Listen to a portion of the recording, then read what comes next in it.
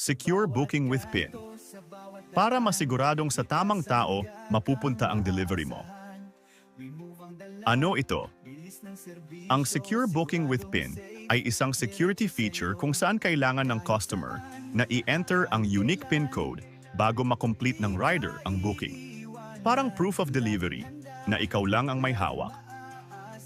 Paano ito gumagana? Isa, kapag nag-book ka at pinili mo ang feature na ito, automatically mag-generate ang app ng unique PIN code para sa delivery mo.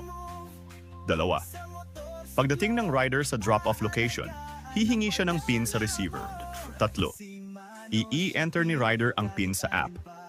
Apat, kapag tama ang PIN, the delivery is marked successfully completed. Kapag mali ang PIN, hindi matatapos ang booking. Bakit ito mahalaga?